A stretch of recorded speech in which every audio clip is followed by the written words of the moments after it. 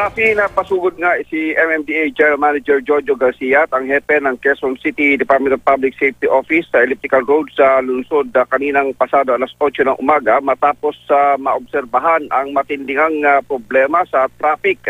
Sinabi ni GM Garcia, hindi kasi sila agad na abisuhan ng kontraktor ng ginagawang Metro Rail Line 7 project sa gagawin naman pagsasara ng linya sa bahagi ng North Avenue at Elliptical Road. Umabot na kasi sa 3 hanggang 5 linya sa Elliptical Road ang kinain na ng pag-ukay sa lugar. Gayong hindi naman ito na abiso sa kanila agad ng maayos. Sinabi na opisyal ng MMDA dahil dyan ay hindi nila agad na informan din ang mga motorista para magabayan sa sitwasyon. Sa emergency inspection, nakita mismo na mga opisyal ang matinding epekto sa traffic na dinulot nga nitong pagdadagdag ng linya sa ginagawang proyekto. Nagkasundo naman ang MMDA, ang DPOS at ang kinatawan ng EEI Corporation na maglagay na lang ng mga lane marking sa lugar.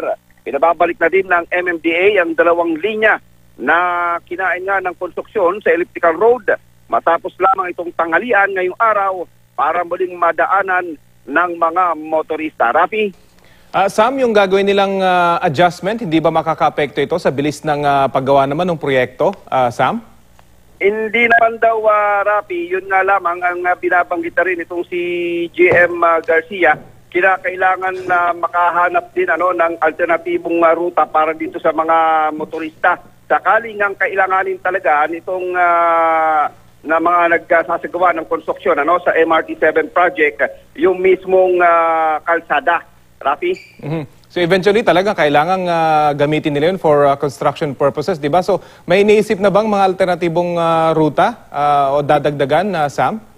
Yan ang i-anunsyo na rin ng MMDA sa mga susunod pang araw, Rafi, sapagkat katunayan, kanina lang talaga sila napasugod dyan sa Elliptical Circle o dyan sa Elliptical Road matapos nang makarating na rin sa kanilang monitoring na talagang perwisyo na sa mga motorista, yung nangyari namang pagkain na rin sa iba pang linya nito nga ginagawang konstruksyon ng MRT Line 7 sa Elliptical Road, Rafi. Okay, maraming salamat, Sam Nielsen ng Super Radio DZBB.